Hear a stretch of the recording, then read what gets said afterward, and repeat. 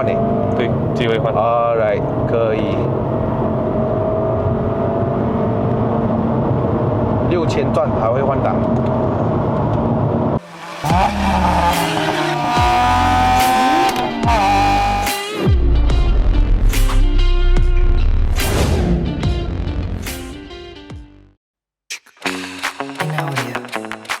Good morning everyone， 今天声音沙哑了，因为我失声了。对不起啊，昨晚有一个非常开心的 dinner 了，我一直喊，因为我们中奖啦，所以没有声音了，请大家多多的包涵啦。Hello， 大家好，又是 Eder， 爱的人不是一个 shopping， 只是 POV 了，欢迎回到来 POV Drive 系列了哈。今天我们身隔壁有一位 Alvin， 你好。你好，今天为我们观众带来一辆 Lexus IS300 F Sport， 还要称为叫做 Mood Black 的一个 edition 哈。什么时候买回来的这样子？去年年尾，差不多要1年了咯。对，这样子说，为什么会选择 Lexus IS300？因为价钱不便宜嘞。第一要点当然是好看，然后 Lexus 舒服啊，日本车保养也还好一点，就比较容易保养，没有这么头痛啦。Lexus 这个 logo 其实在这 Malaysia 来讲呢，其实是给人家一个印象，就是真的有钱人才会买的车。它比 BMW 还有 Benz 来的贵嘞，因为这辆车的大概300千左右。你想象一下，这辆车还要 recon， 从日本买了二手车进来这边马来西亚，300千你可以买到什么呢？新车，可能 C300啊，可能是330i 啊，新车。对于很多人来说，不如买新车会更好。可是呢，你要知道 BMW 还有 Benz 啊，都是贬值一半的，那价钱至少。但是 Lexus 有它的 value 在那边，所以我们带你们去看一下这个蛮新款的一个 IS300，然后我们等一下去 POV 试驾一下啦。在这个影片还没开始之前呢，希望还没订阅我的朋友们呢，记得按下订阅。当我更新新影片的时候呢，你们才可以及时收到通知啊！不要忘了 follow 他的 Instagram。OK，Let's go。Alright guys， 2021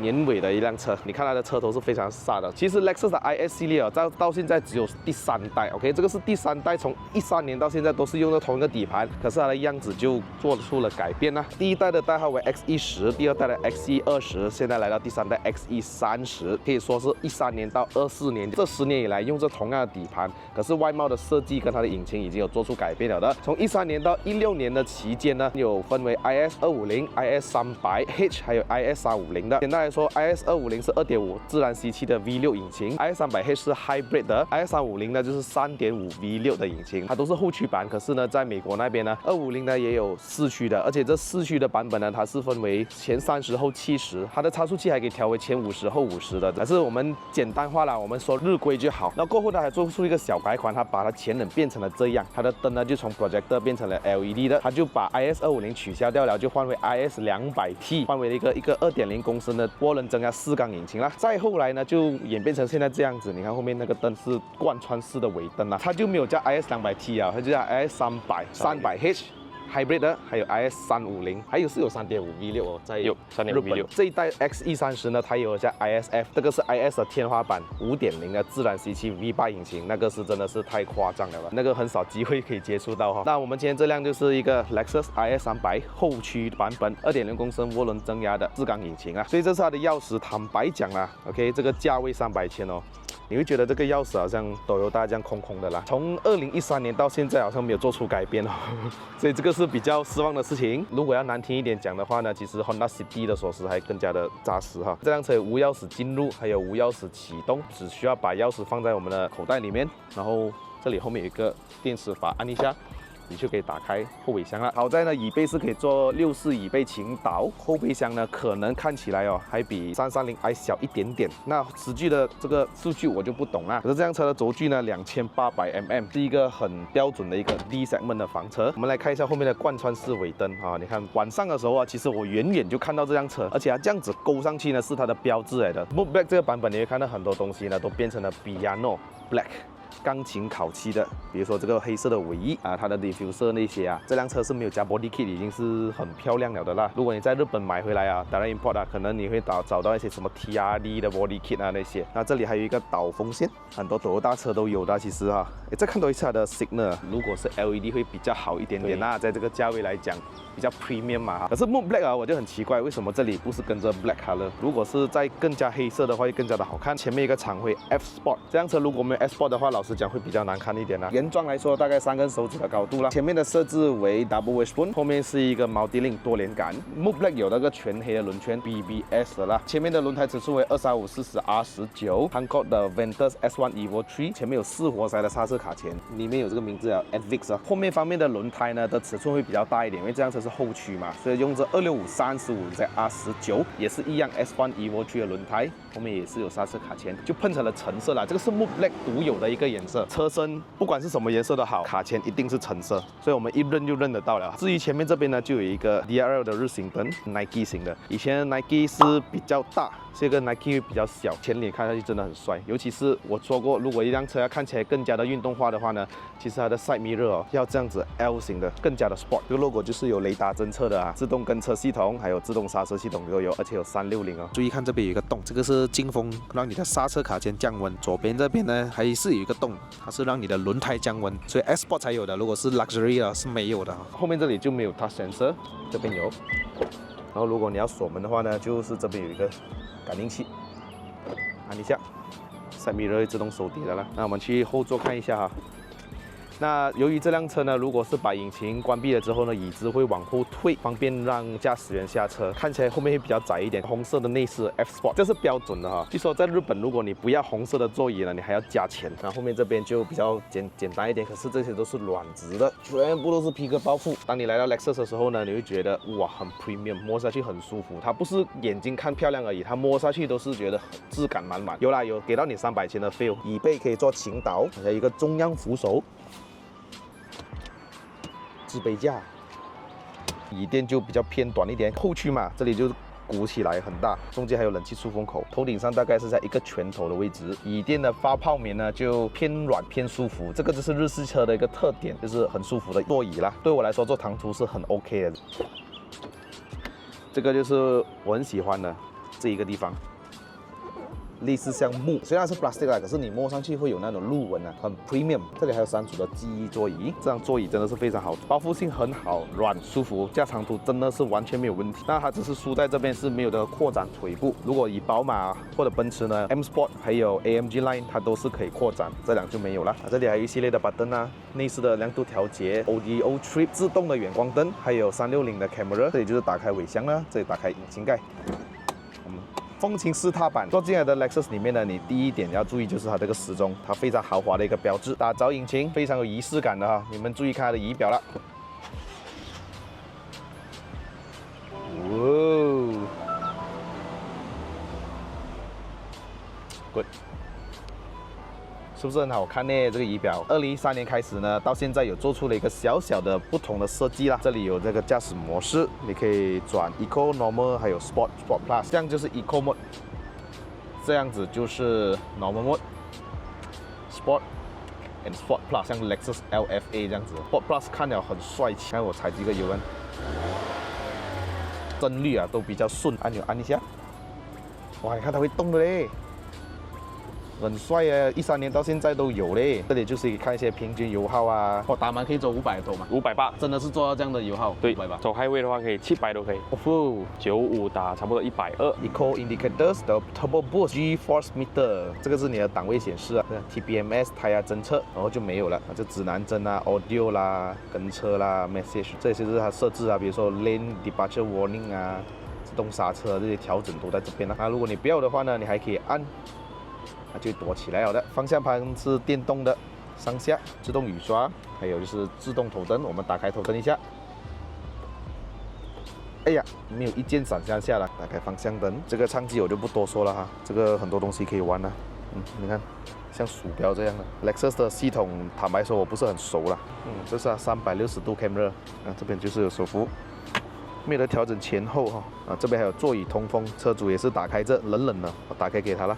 还有座椅加热，方向盘还可以开热，马来西亚没有用到的。这是一具8速的 Direct Shift 的自动变速箱，这里没有电子手刹，它会躲在这边左边，可是很少会用到啦，因为当你切换到 D 了之后呢，它就会自动解除；切换到 P 了之后呢，它就会锁上去了的。不管你们系上安全带，它都会这样子操作的。换挡拨片，我们换一下啊。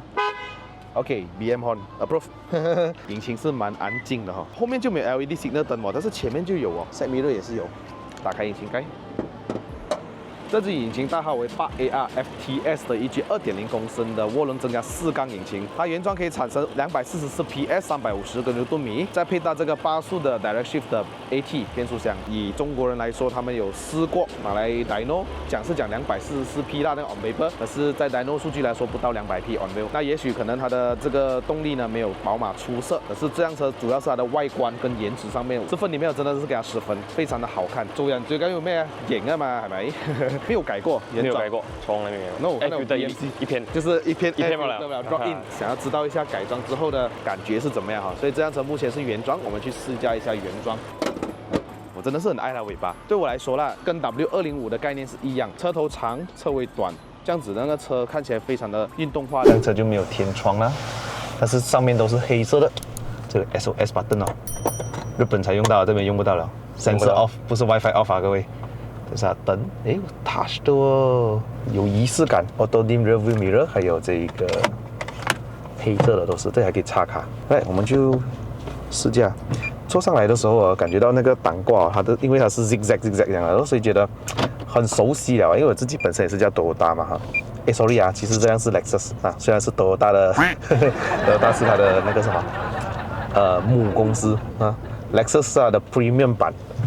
就好像 Nissan 有 Infinity 这样子啊，哇，这具8AT 换挡上面的速度也是比 6AD 快啊，很舒服诶，它过磅的感觉，它不会，它虽然是 F Sport 啦，虽然 F Sport 的这个避震器都会相对普通版的来说会更加硬一些，可是还是偏舒服这辆车，比起宝马、奔驰的话 ，AMG Line 跟 F Sport 会比较没有那么舒服。现在我是什么 Normal Mode 是吧 ？Normal Mode， 试一下。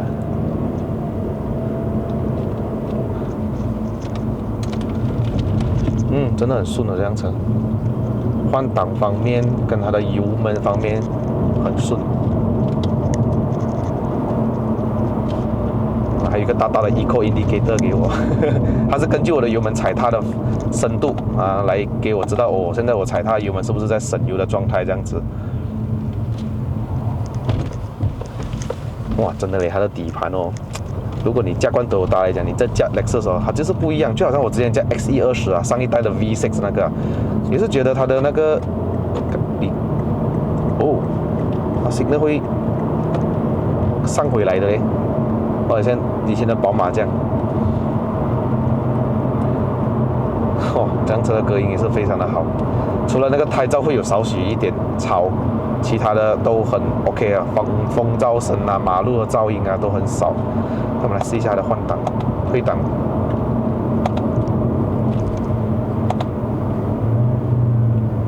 可能 Sport Mode 会有一点不一样嘛，对，那个 Sport Mode 会不一样，它压箱的那个反应哈。对。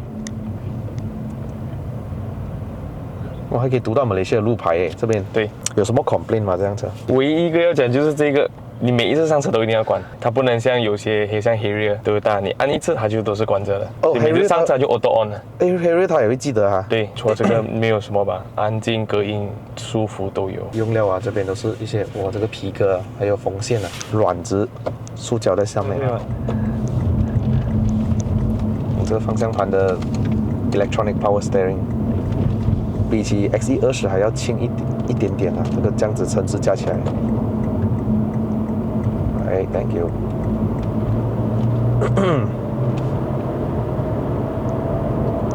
这样子我开起来啦，讲真的，我这样子上来了，我没有一点想要去像宝马啊这样子啊，我想要冲啊，那个油要踩大一点，不会有。OK， 这辆车是很想要舒服驾，而且它的感觉就像是我今天驾出去要给人家多一点看我的车，因为这辆车真的是颜值上面10分啊，我给它10分。我试一下它的 Sport 油油门反应变好了，方向盘变重了一点点，然后我们退档一下，那个档位的感觉不一样了，比较换挡的逻辑也比较快了。如果 Sport Plus 呢，试一下，整个 LFA 的感觉出来了，放美了。对，它的那个 downshift 那个退档会更加的快，而且有 rev mesh 比较多了。我再降多一次。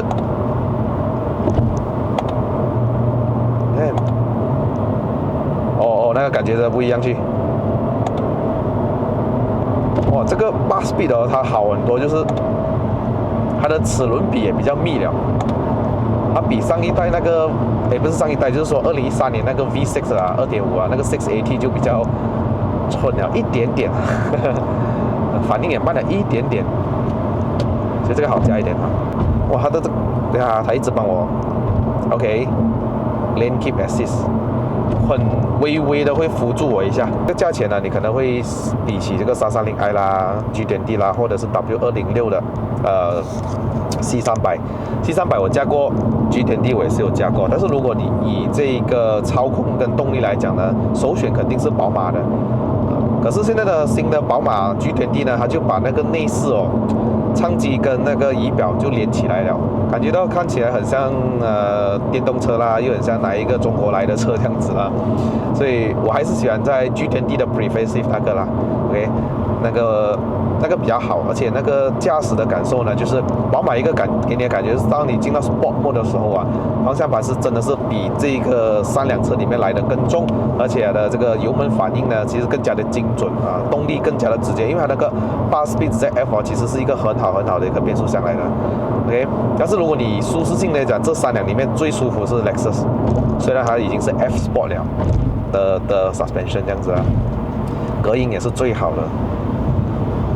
Benz 的都没有它好 ，OK， 而且 C300 就其实讲真的 ，C300 啦，它因为换了新的这个内饰啊，它里面很多这些材质都好像换了很多 plastic 这样子啊，所以你看到这个 Lexus 这里都是皮革你的脚靠这个地方都是一些皮革，很舒服的，而且它用料来讲啊，你不要看上去这个是 plastic， 可是它用的 plastic 都是一个比较高级一点的 plastic， 摸上去很舒服的，这辆车就是。感觉到更加的atas啦，感觉到这样子讲，而且我很喜欢它这个仪表，这个仪表真的是你买到没有 S-Sport 的话就没有这样的仪表，它是2个双元的，很普通的，所以 S-Sport 才独有这个啦。如果你们今天要考虑到买 IS 其实如果预算没有这样高，你们不妨可以去看回去2013年到2014年的那个 IS250 V6。那个也是性价比蛮高的一个车，而且它的二手价很高你看我在几年前看它大概 MCO 吧，之前吧150千。那 MCO 距离现在都有大概4年了嘛，它的价钱跌到130千左右，其实也是很高了。你看同样个年份的宝马，你看它跌到价钱就知道了。他们的2个的价钱大概相差一半 ，OK， 而且比 C Class 来的更高一点Lexus 那个价钱。对，其实 Lexus 里面它很多系列啦 ，IS 啊、GS 啊、ES 啊这样子都有，Sedan 里面可是如果你们注意看，还有一个车它其实更加保值的，叫 GS 250，12年的车嘞，现在还要卖120千左右嘞。你看12年的宝马5系列它早就跌到剩50千了，这个就是一个很好的例子所以你买Lexus 其实它是保值啦，讲真的。还有就是不用头痛，不用烦恼，它的车是的确 reliable， 很容易保养的一辆车。你看它的退档。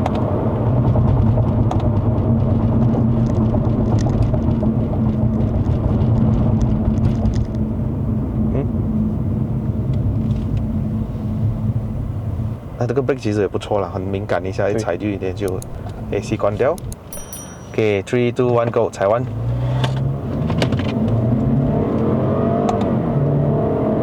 它自己会换对，自己会换。Alright， 可以。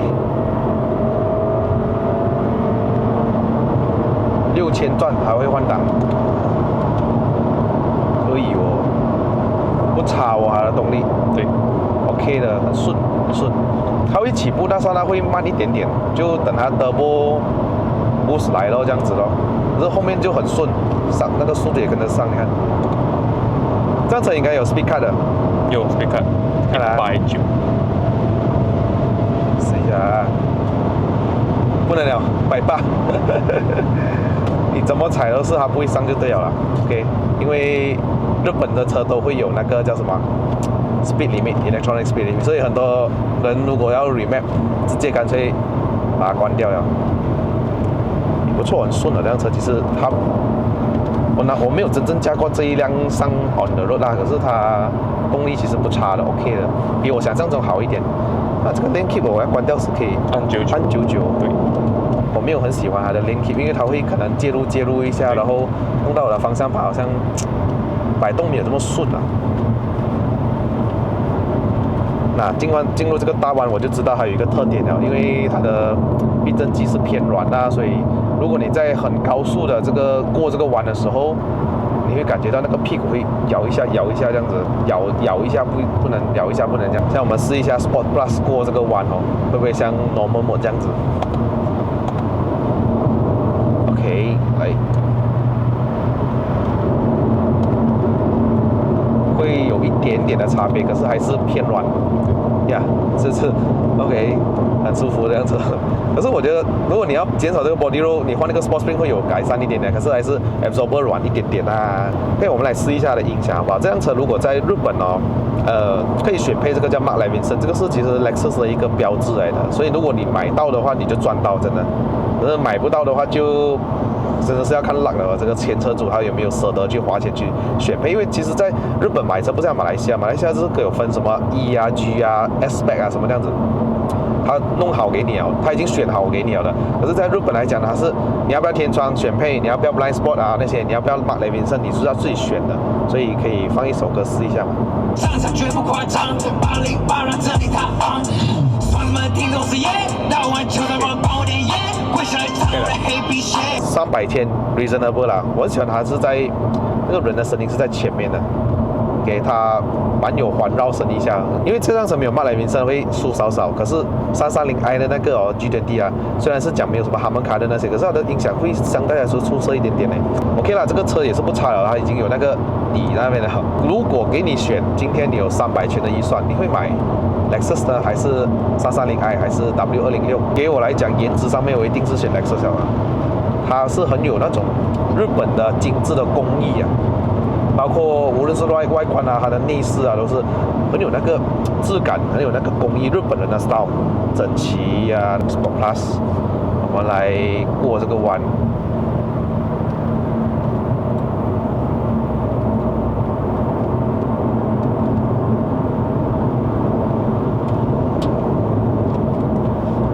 这什么车牌的 Petra？ 有看过的喂，100过这个弯。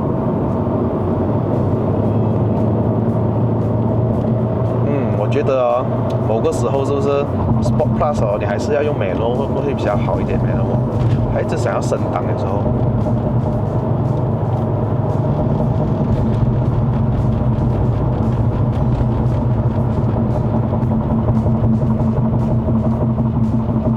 看我一放油它又升档，所以要用 Pedal Shift， 自己来控制会稍微好一点。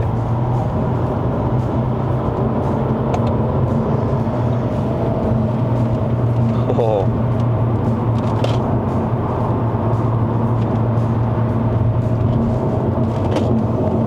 这辆车哦，加惯了太安静的车，是不是？你所有东西在车上放的那些物质、那些东西啊，那些物质的东西啊，一定要放好，因为它可能会造出一些杂音，你会觉得，喂，什么东西要这样吵了？因为它太安静了，这辆车它不会有那些内饰的杂音。可能这辆车10几年之后，如果你不要一直拆上拆下这个内饰啊，其实它是没有杂音的一辆车的，跟Toyota一样的道理，它很耐啊。有些德系车就是你没有去动它的好，久了它会有声音的哦。